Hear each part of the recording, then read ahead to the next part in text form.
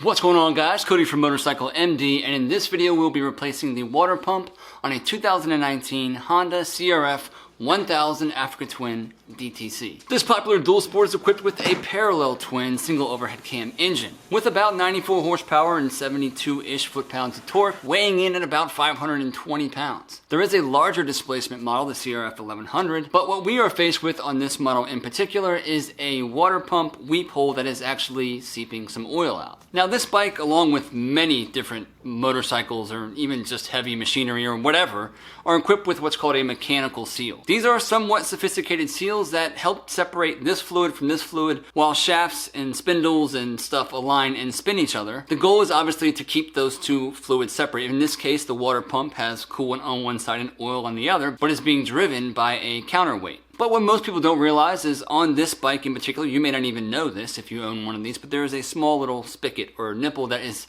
a weep hole. All water pumps usually have a weep hole, and it's okay for them to weep a little bit of coolant. That's actually normal. But when they leak oil, that is a little bit different. So the fix would be to replace the mechanical seal, or in our case, replace the water pump, which is mounted internally of the right engine case cover. I would consider this job to be a little bit of an intermediate style job. It would require a manual. It does require a little bit of skill, and hopefully I can portray that through this video for some tips and pointers on what we're getting into, but you need to know where things at, where they lay, and where they go back into. So I hope someone out there finds this video helpful. Otherwise, enjoy.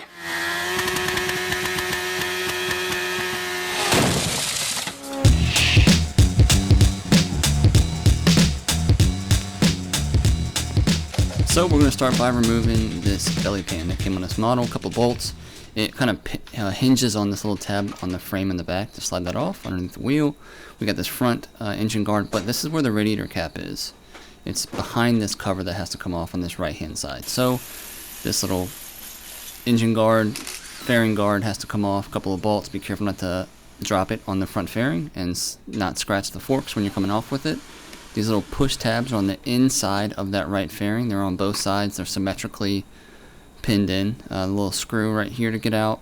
I don't undo all the poppets, just maybe two of them on that side, and then this one under the chin on that right side as well. Sometimes I take out more than I should, but you just don't really know on new bikes anymore of what's connected to what. Then we're going to go ahead and get this top brawl off. The newer model Africa Twins are a little bit different when it comes to this fairing style. This one is a little bit easier to remove, I'll say, versus like the newer 1100 CRF. But those just slide in. You can move the fairings from left to right on both sides to kind of pull that out. There's a bolt right here at the top right, as well as these two up front. From there, they are just pinned in with little push tabs, so we'll just pull them out towards us, kind of rock it, and then rock it forward, and then you can pull that out. It's fairly easy. Don't be afraid of it. On the backhand panel, there's just a rubber grommet, as you can see on the tank. Just like that at the bottom. Now we've obtained access to the radiator cap. Let's lift this bad boy up, start tearing it apart. First, let's take this cover off. This is, again, a DTC model, so it's going to look a little bit different, likely from others.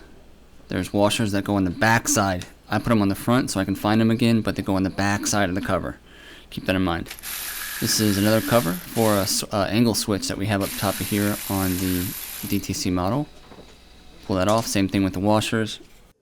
Now we got to start unhooking the wire loom that we need to unplug, and it goes underneath the tank, and it's not easy to get to. Honestly, the repair manual probably says to pull the tank off to access it. I don't want to do that. If I can sneak in and sneak out of an area, that's what I'm going to try to do in the best way that I can. These snaps and these wire loom holds they're difficult. Once you know how they work and you know the right place to pry on them to open them up, it becomes easier, but still we're working in maybe 2 to 3 inches of space underneath this tank. If it's not for you, I would unbolt the tank and pull the tank backwards to get more room. I didn't even bother. Once I unhooked that main clamp or that main connector right there, behind it, as you can see my finger on it, behind that right there is where the one we need to get to. And so you just want to take your time, man, and trace that wire from the case up into there and figure out the best way to unplug it.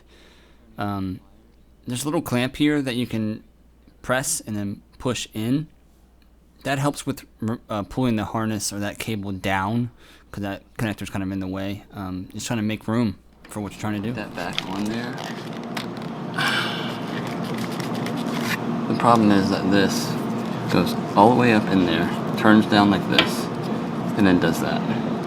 So trying to unplug this with that much tension on the top of it, you can't, right? It's too difficult to unplug that. So when we run this back up, we're not gonna, you don't need to snake this all the way back there and come back up and do it like that. There's just no reason for it.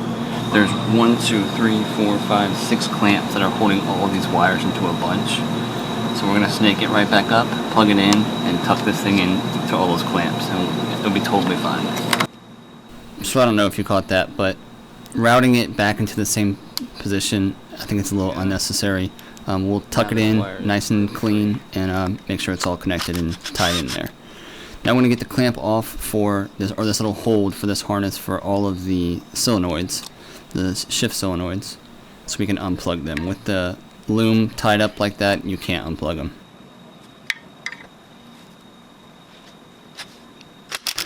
This is that angle sensor I was talking about. This is a special switch or a sensor that we need to pay attention to. It's like a little D angle sensor. Okay, this is running off of a shaft that comes through, and it needs to go back on in a certain way. Flat side, that's got a flat side, and this is reading. Once we put it back on and spin it back around, this sensor is what spins when you're operating the bike.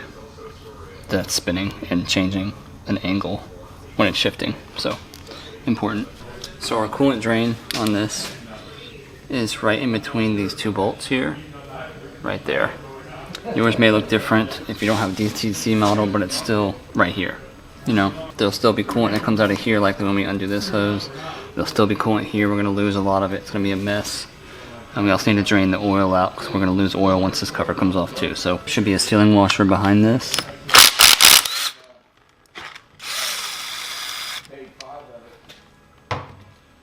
There's that sealing washer we'll replace.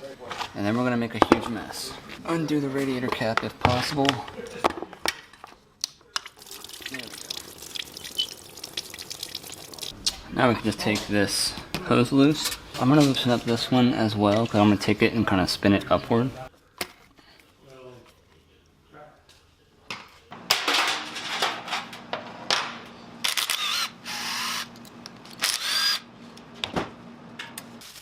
Obviously, the goal is to keep as much off of the exhaust as we can. We're definitely not removing this exhaust to do this job, nor is it required. But a nice plastic bag wrapped around, whatever you got. Tin foil, it doesn't matter.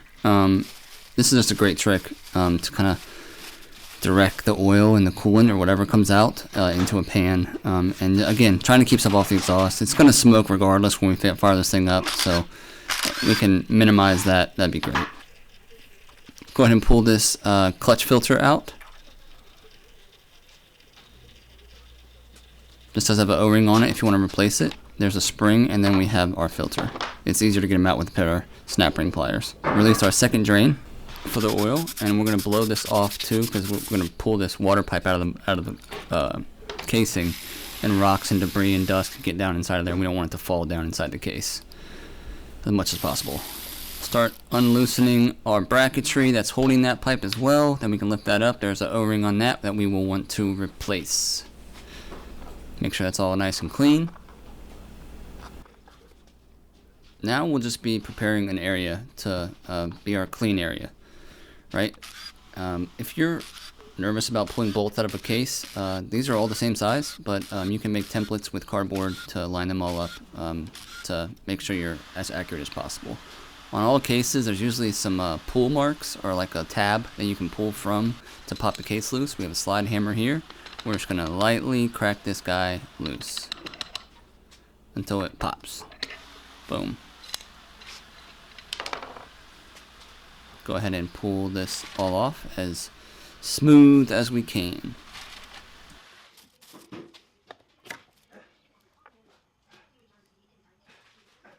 And there is a cool look at the amazing clutch system that Honda puts in these bikes, the dual clutch system. Very sophisticated, pretty cool. I absolutely love these gaskets that Honda is using now. They're metal, and there's no scraping, and it saves you, I'd say, an easy 35-40 minutes of getting gasket material off of cases. It's beautiful. Easy to bend, but it comes right off. There is our nipple that has been leaking the oil that is attached or kind of tunnels into that mechanical seal of the water pump. And that slot is important because we have to line that back up with that counterbalance weight. That's how it spins. This oil orifice here, we're going to leave that in the case, but we are going to replace the two exposed plastic washers and rubber washer. That's on that. I'll show that here in a bit. Go ahead and crack this water pump loose. Pry this thing off a little bit. Use some snap ring pliers, kind of pop it loose. There's 3 dowels underneath here, as well as a new a gasket, a rubber seal. I've left the drain in that on accident. That's where it drains from. It drains right out of the water pump right there.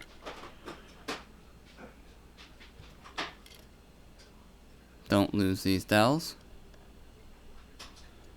2 small ones and 1 bigger one. You can see the surface of that. It's kind of oily, kind of looks like burnt oil on there. We're going to go ahead and make sure we get rid of that. There's our hole that goes into the case that allows some blow-by if needed. Usually it's coolant, like I've stated probably in the intro of this. Can seep its way through out of there and hopefully not mix with the oil. But in this case we had oil contamination coming out of it, which is why we're going in after it. Pull those out, put them in a safe spot. And we're going to focus on cleaning up the surface of this water pump, as well as any areas that we couldn't reach before. We want a nice clean engine cover going back on this thing so we can make sure that it's not leaking again once we're all together. Just using some contact brake cleaner and a rough rag to kind of score this. Or not really score, just wipe it down. Areas like where these cases meet. Split horizontally. Put some silicone there. We want to get rid of that. This coolant pipe right here is for the water pump. It leaks coolant down here and into there. So we'll soak that up.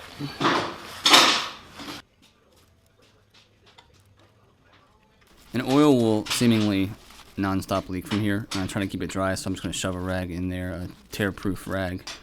Just soak that up. Now we need to time this counterbalance weight. In the manual they say that there's this arrow that we see there. We're going to line the back gear up with it. See a little dot here in a second.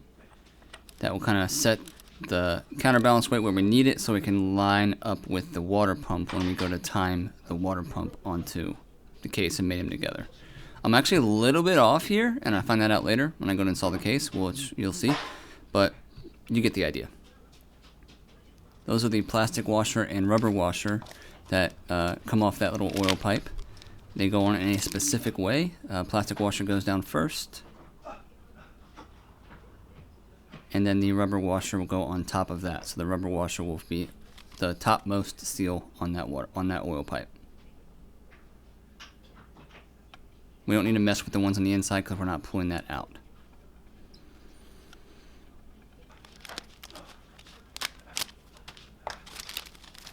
Now we can focus on our main water pump seal, put some oil on that bad boy so it's lubricated. I'm going to clean this pipe system out here. See that? Those 2 little pipes dripping over on that, yeah, right there. We're going to confront that later on. Didn't follow the manual when it came to removing that. I didn't think it would be necessary, but it was. This is how we're going to time the water pump right here. See those 2 little notches on the body? We're going to line that up with the slotted portion of the water pump. Now that is in time, and it should help hopefully ease the installation of this case cover. But you'll find out that it's always a little bit tricky. I'm going to line this up, spend some time making sure that this thing is not pinched whatsoever. I'm going to put it on, and because I'm anal, I'm going to pull it back off again because I want to make sure that I land that thing correctly. And it all stayed in place, nothing hanging out. We're going to go for it. No silicone seal, nothing like that. I'm going to go ahead and lock this down temporarily with the bolts so I can stop holding on to it. We're going to put our new crush washer on our water pump drain, our coolant drain, while we're here.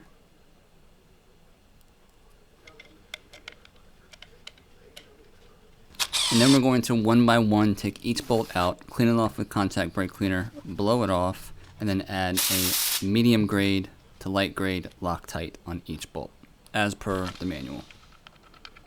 The reason why I lock them down to begin with is because it just holds it all in place for me, and I can do this one by one, and I know the seal is not going to change. Once we're done with that, we are going to torque them down. I believe it called for 13 Newton meters. We're going to go for 12 to 12.5. When it comes to case bolts and stuff like this, man, I don't like using the exact torque.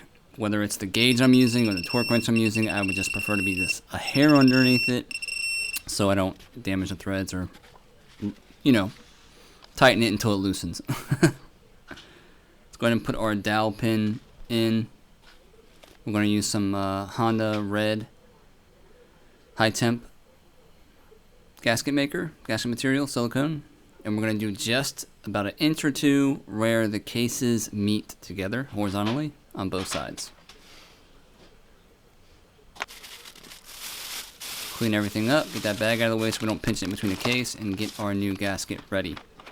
Keep that thing as flat as possible. Go ahead and put that on the case. Put the dowels on both top and left and right into the case as well. So we're going to take the one out of the other case and put that in. That kind of helps hold the gasket there. And the gasket material, that silicone, helps hold the gasket as well. So it's nice to have it there. And last but not least, let's go ahead and put this main water pipe seal on there with a brand new one. And we'll put some oil on that as well. You can use silicone, you can use even coolant if you wanted, but oil works great. Now we will go after attempt 1 of installing this case. Very carefully, a lot of things to line up here. We're only going to use hand pressure, not going to beat it with a hammer. It should slip into place with minimal force. First time didn't work. Pull it back off, see what's going on, double check. Where could it be getting hung up at? Let's try it again. Nice and straight. Still not going on. Don't want to force it. So we're going to pull this thing right back off there again. This time we're going to adjust this just a hair. And go back on again. To find that kind of helped. It felt like it was going more on that right hand side, but it wasn't. So we're going to pull this back off again. And now we're going to follow what the manual said. And like I said, I thought I could get away with not taking these two oil feed pipes out, but it's not wanting to line up, and I don't want to damage them. You actually should be looking at these periodically. These are just elongated feed tubes. So when you remember back on the engine side, we had those two massive clutches, the DTC clutch system, 2 oil feed pipes. And as you'll see here in a second what they look like, it's just a way for them to transfer the oil and push the oil further into those clutches. There's 2 different size ones. They fit inside of each other. So when oil makes its way up into this section, it can then, send the oil deep into that clutch and then also send it halfway to the clutch up front. So we're going to pull these out. That way didn't seem to work too well. I don't want to bend any of these tabs, but we're just going to lift this straight up. There's an O-ring underneath that. There is one feed pipe. We can check that for any wearing, bending, and clogging. You can clean those out. And there's one more in here as well. It just comes out one way, and it has an O-ring as well. We're just checking both of those for anything funky, big piece of muck sitting in the center of it, which there isn't. The spike's clean. But yeah, so we're going to take those out, clean them. Put the O-rings, you can put new O-rings back on there as well. And then we're going to try to install this case like this with much more success.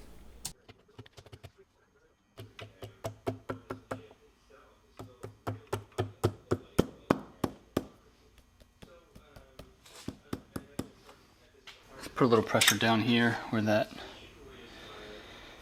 O-ring oil pump thing was. And put pressure down there with my thumb and just kind of kept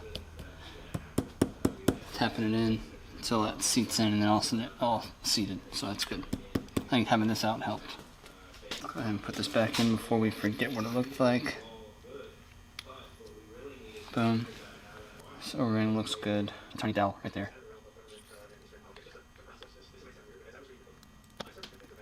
I'm not going to torque these things with a torque wrench. We're just going to do it by hand. Way too small. Make sure the whole thing is wet with oil. If this was to fail, it would definitely let us know. We'd have another oil leak that we would fix. Each one of these have new crush washers on them too.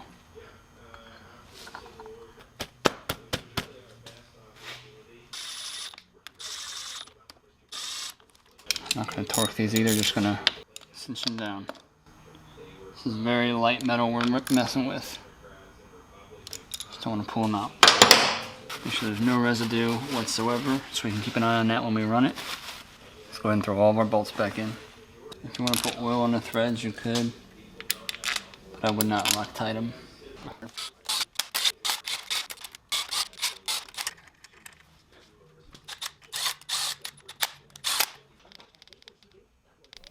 Almost all of case bolts and these small little bracket bolts and that front one for that little Honda plate, I mean, it's around 12 Newton meters. I usually do not torque this stuff. Bad things happen when you torque stuff like this, and I do it in this one, but I always drop it down maybe a foot-pound or a few Newton meters, just because I know that it feels tight. I know what seals. You know, it's kind of a feel thing, but in this video I am torquing it down with the dial, just to prove it, that it can be done, but it's sketchy every time, I'll tell you that. Go ahead and install this bolt as well for our shift spindle sensor. No need to kill it, make sure you get that routing of the wire back where it was. Go ahead and reinstall our new O-ring for the coolant pipe, drop that down. Pretty easy. Remove all of the bolts upon installation. Torque those down, hand tight, you know, just cinch them up. We'll start laying this harness back where it needs to go and reattaching our coolant pipe. Make sure there's no resistance on how it's laying. Tighten those down. You're not trying to cut the hose in half with those clamps. Just tighten them down, man. And when you go through your check process and start the bike up and test ride, you'll know if you need to tighten them more. I'm going to go ahead and hit all of these connections with some silicone spray.